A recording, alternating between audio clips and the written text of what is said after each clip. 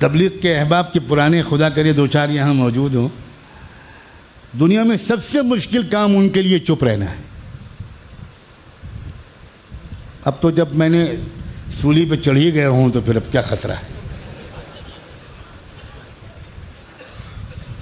سب سے مشکل کام. بولتے بولتے بولتے ایسی عادت پڑ جاتی ہے کہ مجھے ڈر ہے کہ جب منکر نکیر آئیں گے تو جب پوچھیں گے من ربک تو وہ کہیں گے قریب قریب بیٹھیے بیان سے 2.5 گھنٹے کا بیان سے. کیا ہے یہ کیا ہے یار. حضرت مولانا الیاس فرمایا کرتے تھے کہ اللہ نے پورے بدن کا سائز بنایا, اس میں اتنی چھوٹی سی زبان بنائی, اور وہ کہتے تھے اس دعوت کی محنت میں زبان کا کام اتنا ہی ہے جتنا بدن میں زبان کا سائز ہے. بالکل الٹ گیا معاملہ. سب سے زیادہ زبان ہی کا استعمال ہے, اور یہ جو کچھ فساد ہو رہا ہے یہ اسی وجہ سے ہو رہا ہے.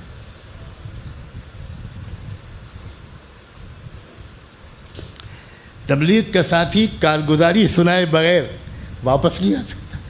اس کو خوب سمجھا کہ بھائی جو آپ اللہ والوں کے پاس جا رہے ہیں بزرگوں کے پاس دعا کے لیے جانا, دعا کی درخواست کرنا, ادب سے بیٹھنا. وہ 5 منٹ ادب سے بیٹھے گا, اب پیٹ میں گڑگڑ گڑگڑ شروع, گڑگڑ گڑگڑ گڑگڑ گڑگڑ. اب بے چین ہے کہ یار یہ کیا ہے, یہ چپ بیٹھے رہو. وہ حضرت ذرا دعا فرمائیے گا. جی انشاءاللہ حضرت ماشاء اللہ جماعتیں خوب کام کر رہی ہیں, ماشاء اللہ ہماری جماعت وہاں گئی. لو ہماری جماعت وہاں گئی تھی, اب شروع ہو گیا, اب شروع ہو گیا, اب بیان سنیں گے وہ حضرت. جی جی جی جی جی ماشاء اللہ ماشاء اللہ, جی اللہ قبول فرمائے.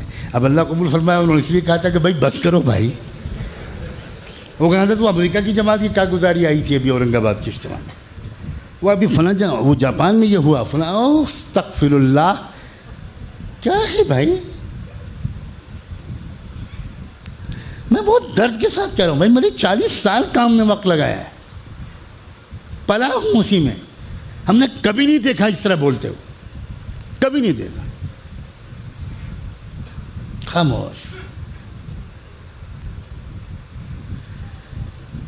بھائی. زبان کا زیادہ استعمال کرنا خیر کے لیے وہ مہلک ہے, تو پھر خیر کے علاوہ مباح موضوعات پر بولنا وہ تو یقیناً مہلک ہے. اور مباح سے آگے بڑھ کر حرام چیزوں میں داخل ہو جانا, اس کے بغیر وہ رہ ہی نہیں سکتا جس نے مباح چیزوں میں زبان کا زیادہ استعمال کیا ہو. امام غزالی نے لکھا ہے جو مباحات میں زیادہ بولے گا وہ حرام محرمات میں بول کر رہے گا. اسی سے غیبت ہوگی, وہی بدگمانی کرے گا, وہی الزام لگائے گا, وہی چغلی کرے گا, ادھر کی ادھر ادھر کی ادھر. اس لیے چپ رہنا سیکھو, خاموش رہنا سیکھو, سوچنا سیکھو, غور کرنا, تدبر کرنا, بہت دیر سوچنا کسی موضوع پر. یہ سب عادتیں چھن جاتی ہیں ان لوگوں سے جن کے اندر زیادہ بولنے کی عادت ہے.